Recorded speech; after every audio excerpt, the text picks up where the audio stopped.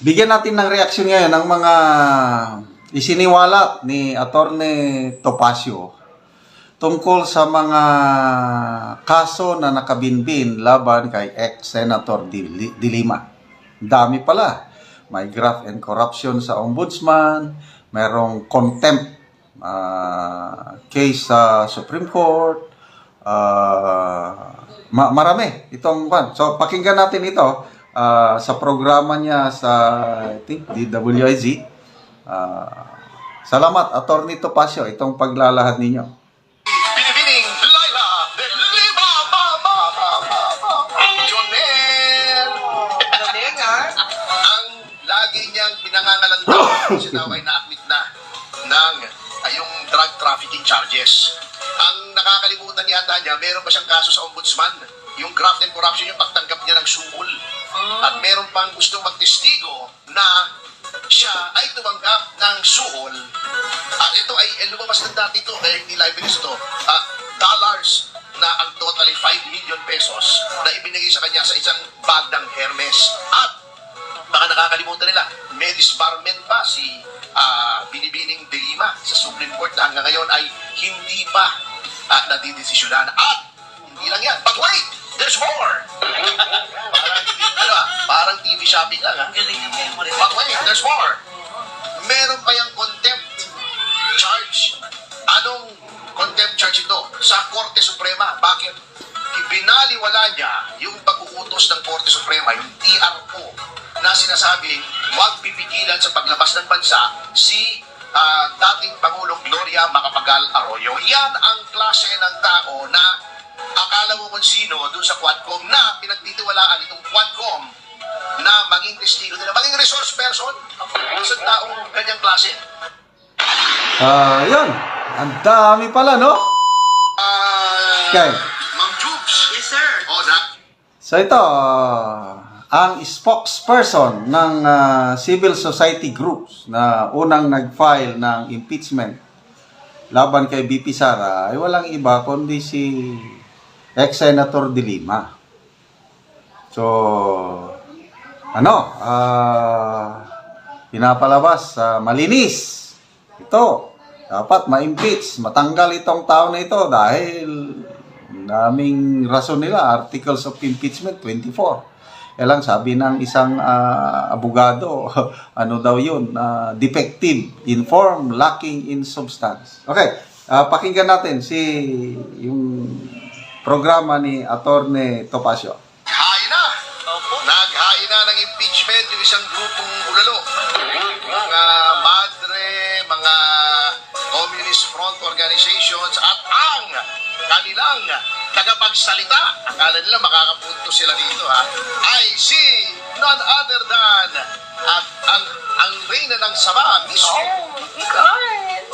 Si Binibining Laila de Lima, Pero Jonel. galing ah.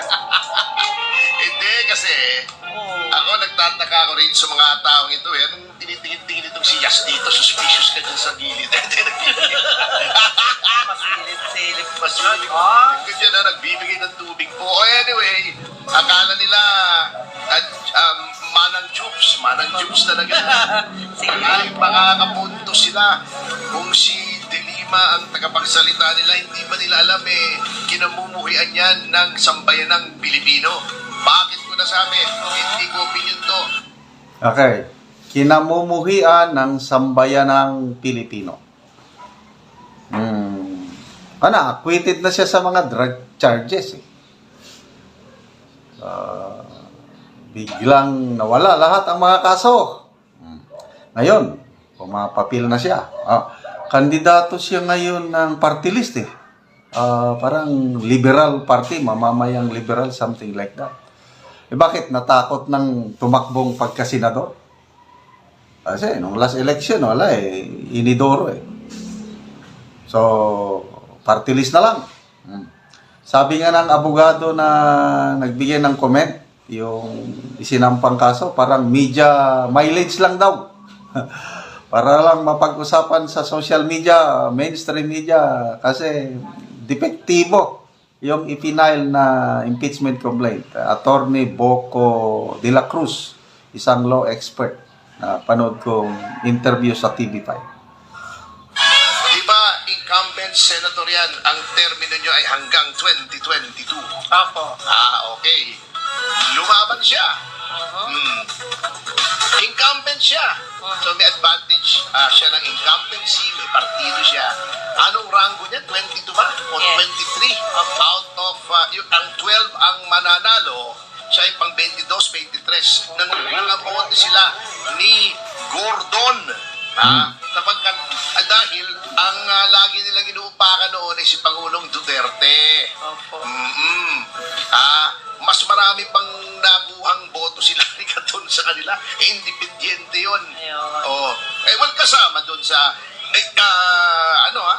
kasama doon sa tawag dito, kasama sa yung ticket yata ni Pangulong Marcos. Pero sila incumbent. At saka baka akala, natatawa lang ako rito kay Laila de Lima. Ito, factual to hindi libelous to. Pero kung gusto niya akong demanda ng libel, go ahead. Ang lagi niyang pinangangalandakan, siya daw ay naakwit na ng yung drug trafficking charges. Ang nakakalimutan yata niya, meron pa siyang kaso sa ombudsman. Yung graft and corruption, yung pagtanggap niya ng suhol. At meron pang gustong magtestigo na siya ay tumanggap ng suhol. At ito ay lumabas ng dati ito, kaya hindi libelous ito. Dollars na ang totally 5 million pesos na ibinigay sa kanya sa isang bag ng Hermes.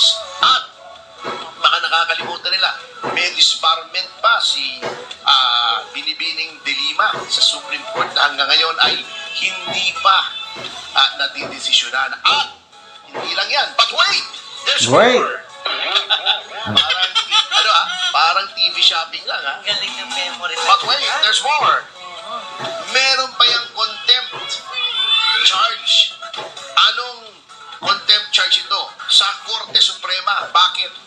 Ibinaliwala niya yung pag-uutos ng Korte Suprema, yung TRO, na sinasabing huwag pipigilan sa paglabas ng bansa si dating Pangulong Gloria Macapagal Arroyo. Yan ang klase ng tao na... Yan, maalala ko yan palabas ng bansa si PGMA, ex-PGMA panahon na ito ng Pinoy administration. Nakaano si Jimmy, mayroong brace dito dahil leeg o likod, masakitin. Papunta siya ng ibang bansa para magpagamot. Meron ng TRO ng Korte Suprema na huwag pigilan paglabas. Kaya lang, siya ang DOJ Secretary by that time, pinigilan niya. Hindi nakalabas ang ex-president para magpagamot sana. Yun, malala ko yun. So, contempt case yun. So, wala pang desisyon na mapaparusahan ba si De Lima o hindi. Akala mo kung sino dun sa Quadcom na pinagtitiwalaan itong Quadcom na maging testigo nila, maging resource person sa taong kanyang klase. Tumamin siya na siya ay nakiapid sa may asawa. May charge siya ng graft sa ombudsman. May disbarment siya dahil siya for immorality. At meron siyang contempt. Siya ay opisyal ng gobyerno at abogado pa man. She is an officer of the court. Binaliwala niya yung pag-uutos ng Korte Suprema. Yan ang klaseng tao na ginudyos ng administrasyon na ito. Resource person pa. Ganyan, ka-morally bankrupt ang administrasyon na ito. Si Laila de Lima na ang iyong frontrunner, ang iyong spokesperson, ay malaki na ang problema mo. Mapakalaki na ang problema mo. Kasi matindi. Ngayon, so impeachment kay VP Sara, si Larry Gadon naman ay nag-file ng disbarment. Actually, yan si Larry Gadon.